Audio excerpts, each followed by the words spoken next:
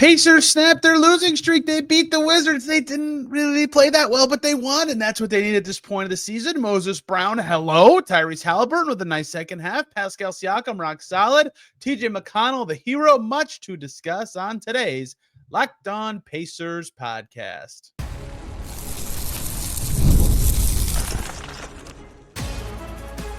You are Locked On Pacers, your daily Indiana Pacers podcast. Part of the Locked On Podcast Network, your team every day. What up, y'all? Happy Monday, and welcome into another edition of the Locked On Pacers podcast, where we, of course, talk about the Indiana Pacers. As always, my name's Tony East. I cover the team for Forbes, and today, much to discuss. Pacers up to 7-10. They get a win. They snap their 3-game losing streak. They beat the Wizards, who are not very good, and it was not that easy of a win. Pacers trailing at halftime. Oof. Took them a while for their best players to get going. They were saved by good bench play from Moses Brown. Ooh-wee, he was good. And TJ McConnell in the first half. So certainly some bright spots, but not a game the Pacers should walk away feeling thrilled about, even though they got the result they desperately needed. And it was their biggest margin of victory this season. I don't think that should be overlooked. It's a big deal for the Pacers to be getting a 12-point win, but this is kind of the opposite game that we just saw them play on Friday in Milwaukee against the Bucks, right? I argued, and Bucks fans were right to hate this take, but that the Pacers played pretty well for most of that game outside of, 6 minutes where they were god-awful. This game was the opposite to me. The Pacers were terrible outside of really two stretches, right? Trailing at halftime. For the first 30 minutes of this game, the largest lead for either team was 4. It was just so back and forth the whole time. Then in the middle of the third quarter, the Pacers go from down 71-73 to up 83-73. That was a 12-point run. It was a huge stretch. Their defense was huge in that stretch, right? Obviously, giving up 0 is a big deal, but the Wizards got to 73 points with 7:56 to go in the third quarter. They did not get to 74 until 3:42. That's over 4 minutes, a third of a whole quarter without the Wizards scoring, basically how the Pacers started their game in Milwaukee. And that stretch, that 12-0 stretch, turned out to be significant because guess what? The Pacers won by 12, right? So the rest of the game, besides that 4 minutes I just described, was a dead even draw. And there was obviously back and forth, and the Pacers had a surge in the fourth after the Wizards got it down to 3, a one-possession game at one point. So it's not like they just had the one run in particular. Wizards actually got it down to 2, in the fourth quarter at 98-96, immediately answered by Moses Brown, the hero, who we'll talk about in the second segment here. But in general, really uninspiring from the Pacers in a lot of ways today. But again, the result's what they care about. It's what they need to care about. But I certainly think they would have liked to do better. They still have yet to have a game this season where they just look great wire to wire and comfortably win, right? So what actually happened? What held them back? I think 2 things held them back in this game. One that was more specific to this game, and one that was something that they need to hope they can shake off and improve as the week goes on.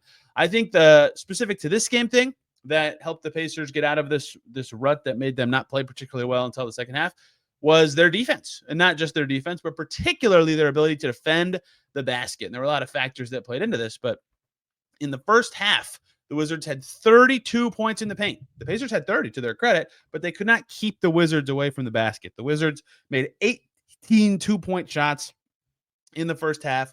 They had 13 assists on 23 makes in general. They took 9 free throws. Good stats. They were attacking the rim, drawing contact, and finishing layups. And basically, everybody but Alex Sarr had an efficient first half for the Wizards, who, again, were up 59-57 at the break. And that felt like a problem to me, because they were losing, but also because rim pressure, if it's replicatable, that's in theory the easiest place to either finish or create shots for your teammates. If the Pacers weren't able to keep the Wizards away from the rim in the second half, that could have got dicey, but they did step up in that way.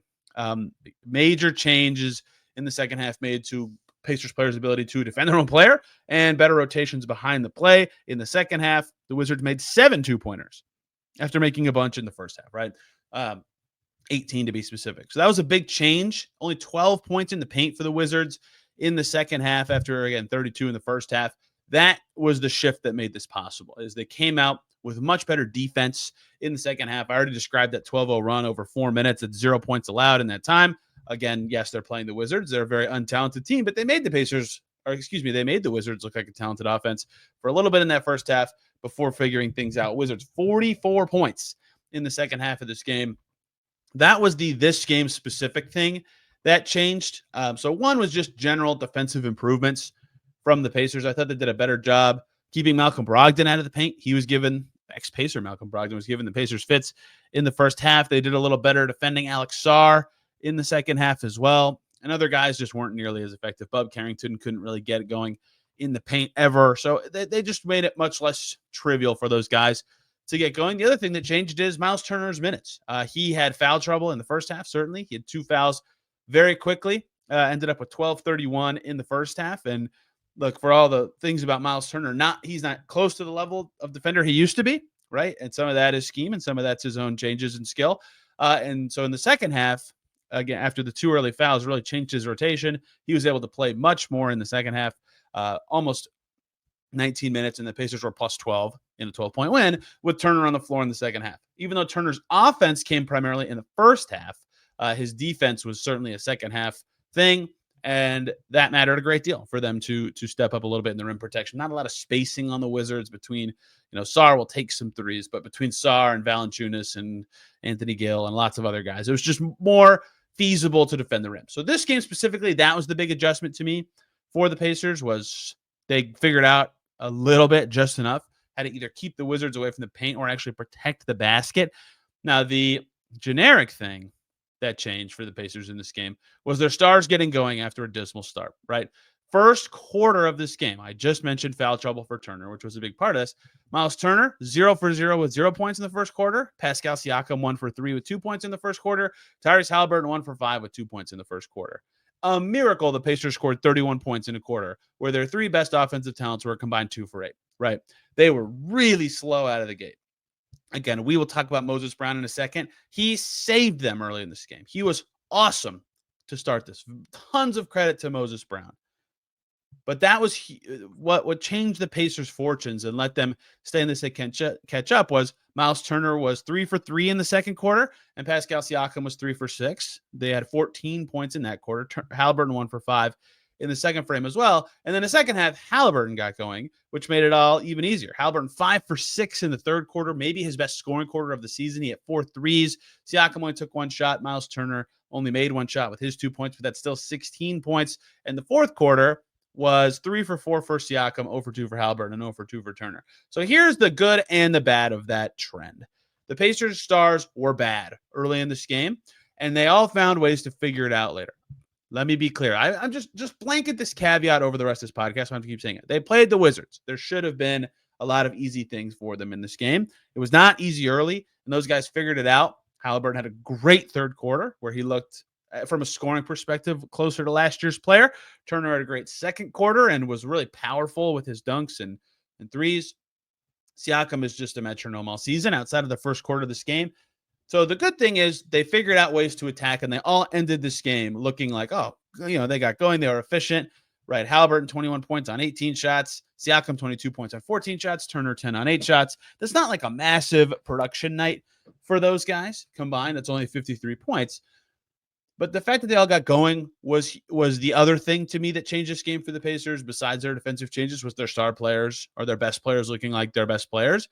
As this week progresses, I would say the Wizards are definitely the easiest team they play in this critical week. We talked about this after the Bucks game, about how important this coming week was. 4 games at home against teams with losing records. This Wizards one was the easiest. They need their stars to be clicking at the same time. When Haliburton and Siakam were playing well at the same time, guess what? That was the best Pacers quarter of the game and their best Pacers half of the game. And Rick Carlisle said that right after the game. I don't remember the exact question asked to him, but he said, this is a tough stretch. We're without some of our key players for how we play. Everybody's got to pick up their game, particularly the best players. He, referring to Haliburton, and Pascal really picked it up tonight. So it's very obvious that the Pacers' best players need to be their best players for them to win games. Duh. But they did in the second half, and that was by far the Pacers' best half, and specifically the third quarter best thing of the game. So 1, that mattered for this game, and 2, the rest of this week, the thing to keep an eye on, besides if in general Haliburton can get going with the way his home road splits have gone this season, is can they click together? Because that's when the Pacers actually look like a team that is closer to last year's level. When those two are playing well at the same time, they can overwhelm some crummy opponents who don't have the defensive personnel to defend both of them. And in the corner that Haliburton was raining in threes and Siakam was getting to the rim and drawing fouls and hitting his mid-rangers. They looked great. So to me, a game that Pacers should have played better, especially in the first half. Looked like a team that was overpassing, trying to share it a little too much, which is the opposite of kind of how their season has gone sometimes this year. But a problem they had. They figured it out in the second half. They had the right precision. They had the right balance. Everything was clicking. And specifically their best players looking more effective and more like last year's versions of themselves was a big deal and certainly worth monitoring tonight against New Orleans and in other games this week. We have to talk about the 7-2 man, Mr. Moses Brown. Myles Turner foul trouble turns into a blessing in the first quarter because here comes the new Pacer, the 25-year-old giant, to change the game and save the day for the Pacers and get them back on track. Moses Brown time coming up here in just a second on Locked On Pacers.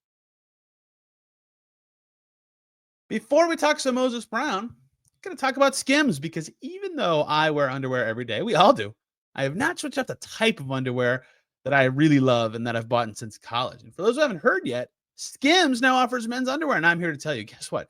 It is worth the hype. This might be a little TMI, but whatever. I'm a briefs guy through and through. Finding the perfect yet classic pair of briefs can be quite the challenge. Luckily for all of us, including me, Skims came through. Their cotton briefs are amazing. Everything you love about a classic fit and feel of cotton briefs with the maxed out comfort and breathability only Skims can do. For my briefs guys out there, trust me, you cannot beat this one. So shop Skims men's at skims.com/LockedOnNBA. Let them know we sent you. After you place your order, select podcast in the survey and select our show from the drop-down menu that follows. And if you're looking for the perfect gifts for the whole family, I will be doing this. Skims just launched their biggest holiday shop ever, also available at skims.com/LockedOnNBA. Back here on Locked On Pacers, thanks for making us your first listen today and every single day. Or second listen, Locked On Wizards. Hear about the losing perspective of this game. I believe the Wizards still have only beaten the Hawks this season, but Koulibaly had some nice defensive moments. Alex Sarr with 17 and 14, very nice. Corey Kispert had his moments of looking like a nice player, shooting well in the first half. And Kyle Kuzma beefed a little bit with Haliburton. A true Wizards game in every way, and Locked On Wizards can break it down in better and more detail than I could. Let's keep going on the Pacers here, and one Pacer in particular, a very tall Pacer, Moses Brown, 7'2". Standing next to that guy, he is every bit of 7'2". He's very tall, and in this game, he was very good. Very good. You saw a little bit of what they're going to have to work through with him to be the best version of Moses Brown with the Pacers, and also what makes him a player that is worth having on an NBA roster, even though he's had to bounce from team to team his whole career.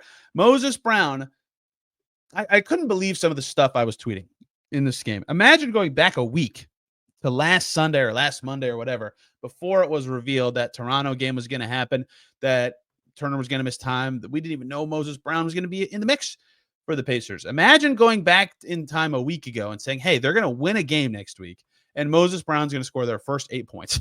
It was unbelievable. The early start for the Pacers was rough. They were defending okay, so they didn't get totally screwed, but they were down 3-0 after about 3 minutes, 4-0, and Myles Turner had 2 fouls already. In comes Moses Brown, and 29 seconds after checking in, boom, Haliburton hits him for a driving dunk, 4-2. Then put back layup on a miss from Quentin Jackson. That's the first 4 points. For Moses Brown, who's been on the Pacers for 5 days. Next possession, he gets a rebound. Cutting. Siakam finds him. Boom, 6 points. The Pacers are winning. Then the Wizards tied up. No problem. Quentin Jackson's going to find you again. Mr. Moses Brown off. A nice rebound from Quentin Jackson, might add. 8 points in under 2 minutes as the Pacers went up 8-6. Finally, Ben Mathurin hit some free throws so someone else could score. His first rotation minutes, he had that 0.6 seconds in Houston for rebounding purposes, but it's exclusively played when games have already been decided besides that. For him to come in that, first of all, just in that situation was a big deal, right? Wow. They need, this is why they got him, right? And the reason I thought they might try to sign a center sooner, and I would have thought very hard about signing a center sooner as the Pacers, but obviously the money constraints I understand, is this game. Foul trouble for Turner early, 2 fouls in 3 minutes. You need someone else to step up, and that's why you need a center, because you don't want to turn to Toppin that early, and then if Toppin's in foul trouble, if he's ineffective, and here comes Valanciunas, If Toppin's coming in, that's not going to go well, right? You need someone like Moses Brown for a game like this. And he was awesome early. The Pacers could have gotten ugly at the start. It was 4-0 when he came in 3 minutes. They couldn't score. He saved them in that way. Pacers getting a couple other buckets across the next few possessions. Moses Brown gets a block. He gets some rebounds. Then he had this play. I don't remember exactly how he ended up with the ball, but he got it on the right wing and he put it on the floor. He drove past the defender. The whole bench got up and was going nuts. He got fouled. He only made one of the free throws, but still, that man, he got to 9 points, and that was less than 4 minutes after checking in.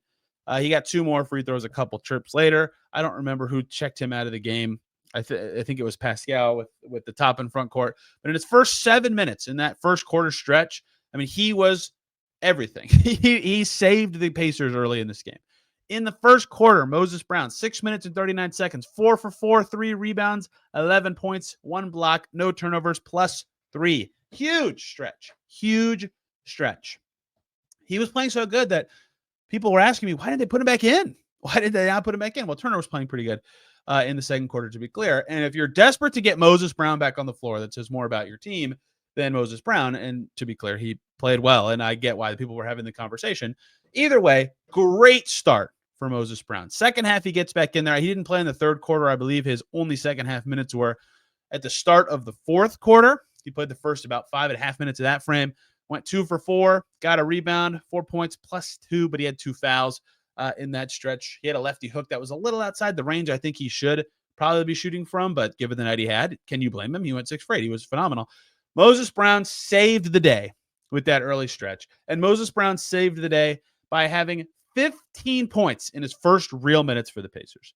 I mean, they needed anyone to step up. Turner was hurt. Like I said earlier, the first quarter, the Stars were ineffective. They had 4 points between their best 3 players on the offensive end in that quarter.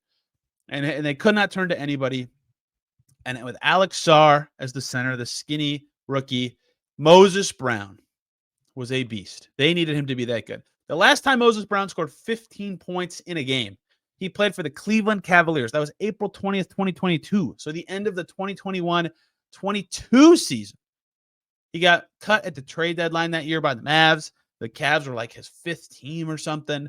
The Pacers are like his 7th team. He's been everywhere. He's been with Portland, Oklahoma City, LA, Dallas, Cleveland, and Brooklyn.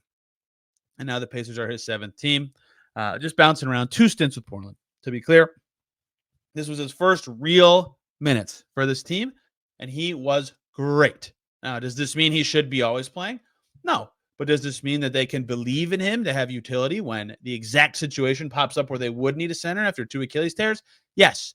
If there's Myles Turner foul trouble, or Myles Turner's hurt, or Obi Toppin's hurt, or Obi Toppin's in foul trouble, they can turn to Moses Brown and feel good about it. He is just tall as heck, man. Like, I was joking with another person in Media Row. We all had these conversations about who should the Pacers sign as their backup center. Oh, the Frank Kaminsky can kind of shoot it, and JaVale's kind of got some speed. He played with Rick Carlisle before. Is anyone else out there? Oh, Omer Yurtsevic's pretty good. He's played in the rotation for a couple teams. Maybe we were all thinking about it too hard, and the answer was just, hey, go sign the tallest available dude. Go get that guy 7'2". Get that guy, right? Because his height just mattered a lot in this game against Sarr's skinniness, and Valanciunas is a great player, but he's not particularly tall. He's tall-ish, right? That mattered a lot. And so Moses Brown was awesome, 6 for 8 from the field. I will say this, and I don't mean to, I don't want to poo-poo his night in any way, but you could see a few times when he was out there, particularly with Siakam, I noticed this, where the spacing was pretty clunky. Like, it was hard. And this is not necessarily on him and his skill set, although he doesn't have a ton of range. This could just be on him being with the team for 5 seconds, right? Literally less than a week. There were some spacing issues in those moments, right? Despite him being dominant, they didn't like crush in his minutes. And again, I don't mean this to pick on him. You could just see it, especially in the second half.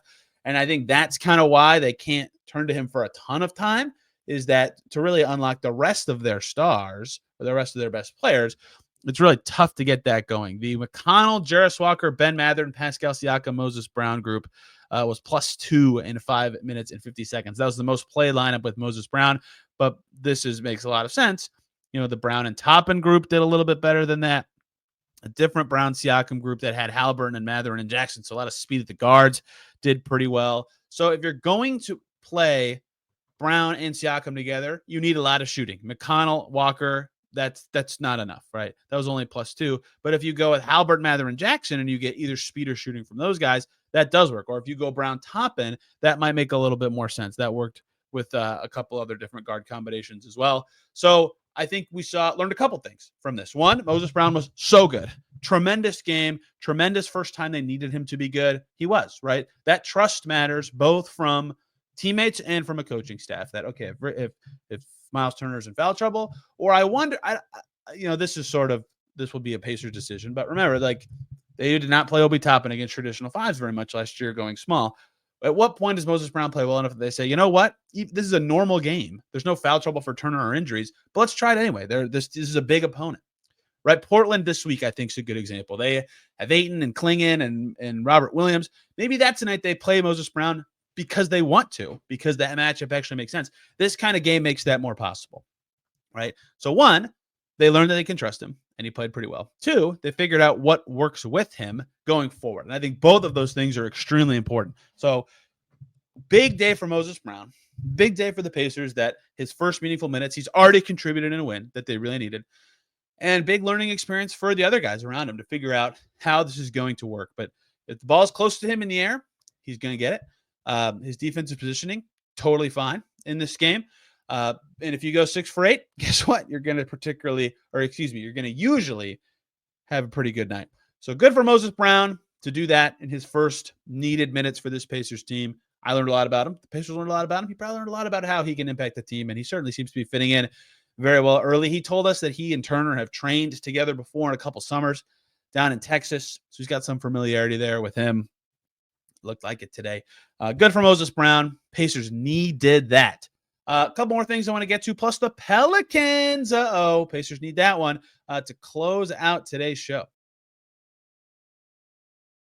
Before we get to any of that, got to talk to you guys about two wonderful groups of people. First up, the good folks over at FanDuel. Get ready to tackle the NFL action and get on the NBA hoops action with FanDuel. They are America's #1 sportsbook because right now, new customers can bet $5 and get $150 in bonus bets if you win. How about that? That is on the FanDuel Sportsbook app, who give you everything you need to place live bets on the NFL and NBA, and it's all in one place because when it happens to you, it happens to everybody. You get a hunch in the middle of the game. You know it's coming up. You feel it. You can check out the latest stats. You can view live play-by-play and so much more, and it's all right on the same page where you place your bet. So just visit FanDuel.com to join today. You'll get started with $150 in bonus bets if you win your first $5 bet. That's FanDuel.com. Never waste a hunch. Make every moment more with FanDuel, an official sportsbook partner of the NFL. Let's also talk about Game Time. Best way to get tickets to the sports, music, theater, comedy, whatever you want to go to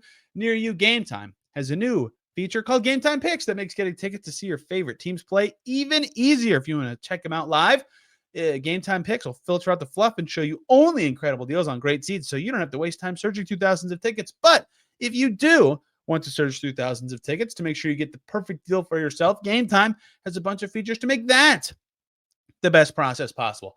Curated deals to make it easier to find the best price on great seats. Super deals, seat views before you buy. I use that. It was spot on. Lowest price guarantee, meaning you'll get a credit of 110% of the difference if you find cheaper tickets elsewhere. Toggling off hidden fees so you can see all of what you're going to pay before the final process. Oh my gosh, it's just fantastic. So take the guesswork out of buying tickets with Game Time Picks. Download the Game Time app, create an account, and use the code LOCKEDONNBA for $20 off your first purchase. Terms apply. Again, create an account and redeem the code LOCKEDONNBA for $20 off. Download Game Time today. What time is it? Game time. Back here on Locked On Pacers, talking Pacers Wizards. Thanks for making us your first listen today and every single day. Your second listen, Locked On NBA. You can hear me every so often and lots of the latest and greatest from around the association. Also, don't forget, Locked On Pacers has a newsletter. It's free. It's right to your email inbox every day with the latest episodes and plenty more from the Locked On Podcast Network. If you're on YouTube, there's a QR code now you can use. Pacers win. That's the headline. Subheading. Didn't play very good. Not their best outing. Even though they won, they figured it out in the second half. They got just enough from their stars. We talked about all that. I want to talk about some good stuff and not good stuff from this game. Noteworthy to me. One, Obi Toppin, 5 for 6. He made a corner 3. He's been shooting below 30% from deep entering this game. He only made 1 3. Him getting going would be huge. Their bench has not been as effective as last year, and that's been part of why. Who was great and who's been awesome in all games except for one in Orlando that I can remember this year, TJ McConnell. I don't care about the plus minus. It would have been way worse if he wasn't good. 6 for 10, busted up his own a bunch, 4 rebounds, 3 assists, only 1 turnover, 12 points. He was huge. Pace setting, effective defense, and again, one of the only guys who can really slash into the middle of his own for this Pacers team. And I think teams are more willing to go zone against lineups with McConnell because of his lack of shooting ability. He doesn't get up many threes, but he's very good at finding little crevices to make them still either break down onto him or just completely leave him at the elbow or the free throw line or whatever. And hey, I don't know if you've watched TJ McConnell very much, but he's very good at shots from like 10 to 16 feet. So very good zone buster in this game. He attacks those seams better than anyone on this team. Him and Toppin playing well was very important in a game where, they had different rotations because they have with these injuries for forever, and Moses Brown was playing early. So the bench was certainly different in this game. A player that I'm going to give props to for his performance, and I don't think the fan base really agreed with this. I even tweeted it during the game. I thought Johnny Furphy was very effective in his 11 and a half minutes in this game. He made his only 3. He was mixing it up on the glass like he usually does. He had an assist. He was moving the ball. Yeah, he's just kind of planted in the corner, but against the zone, that's a totally fine spot to be. He defended okay, only 1 turnover.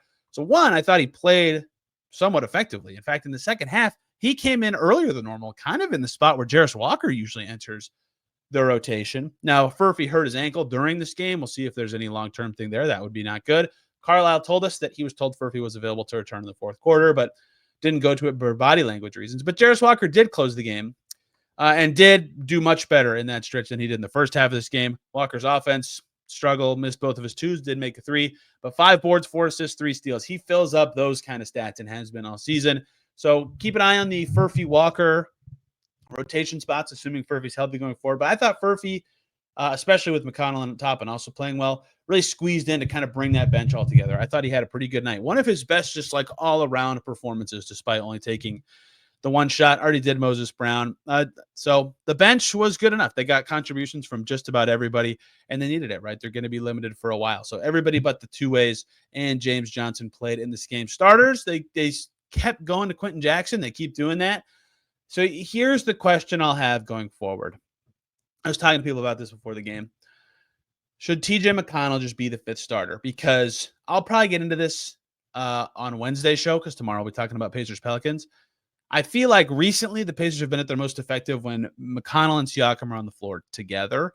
And it's kind of hard to get to that because of a couple things. One is they want to pair Siakam Toppin. So Siakam comes out a lot with the first subs. So it's Toppin Turner, and then Siakam can come in for Turner. But McConnell comes in with Toppin typically in the first subs. So then you're already playing not McConnell, Siakam together there until the next sub round comes. And they're very limited because of that part. And they kind of stagger their stars. So in lots of ways, it's not easy to get both of them out there. But starting him would help and make that more possible. You wonder what that means for spacing and how effective he can be if Haliburton has the ball a little more. But they were a great duo last year. The Pacers offense was great. That was not a hindrance at all. And they love having 2 point guards together. So if that makes sense, I wonder if the Pacers could get to that. Quentin Jackson's played well enough to still play, right? Come off the bench and be their, 3rd, 4th guard, whatever. Tonight he missed all his shots, but 4 rebounds, 3 assists, no turnovers, +9, and he's defended well the whole time, right? Like he has actually, they lost all the games he's been playing a lot in. He's been pretty important for them the last 10 or so days. So I've wondered that for a while. And after another game where McConnell plays more than Quentin Jackson, even though, again, Jackson was fine, I wonder if that's something the Pacers would turn to or at least think about going forward after a game like this. Ben Mathurin's free throw line thing continues to just be awesome, and he's such a good rebounder. Some nice passes for Ben Mathurin in this game. An extra pass to set up a Siakam 3 that was effectively the dagger. Siakam loved the pass. They gassed up Ben Mathurin like crazy. He also had a look-away pass in the lane to Siakam, 4 assists for Mathurin, 6 rebounds. So despite 4 for 12 and 1 for 6 from 3, you get to the foul line that much, you have an above-average passing game for him. He ends up with a good night. Nothing sensational for the Pacers in this game. Nobody was spectacular. None of their defense was ever tremendous. But a couple of guys step up above expectations, particularly Moses Brown. Some bench guys do too. The stars get their stuff together. The defense gets better. That's enough to beat the Wizards and get to 7-10 and break a 3-game losing streak. 3 more games on this homestand. I said before it, they really should be aiming for 4-0, but they have to go 3-1 to keep their season feeling okay. That's 1 down. So 2 of the next 3, ideally 3 for this team. I think they'll feel better about their start, even though it certainly has not been good. Plenty more coming tomorrow from Pacers Pelicans, team the Pacers already lost to, but they're still really banged up. And it's a road game this time. Pacers, again, could really use it. We'll be talking about that tomorrow and plenty more depending on what actually happens in the game. Big homestand week for the Pacers. You know, I'll have it all right here on the Locked On Pacers podcast. Wednesday, we'll have a guest. Then it's Thanksgiving, so it'll be me the rest of the week. Hope you guys enjoyed today's show. You can find me on Twitter and Blue Sky, different posts on both, at Tony R. East. And this podcast is on Twitter at Locked On Pacers. Again, free daily newsletter you can sign up for now. It's awesome. And plenty more fun stuff coming here with this podcast. Hope you all enjoyed today's show. Thanks for watching or listening. We will see you very soon.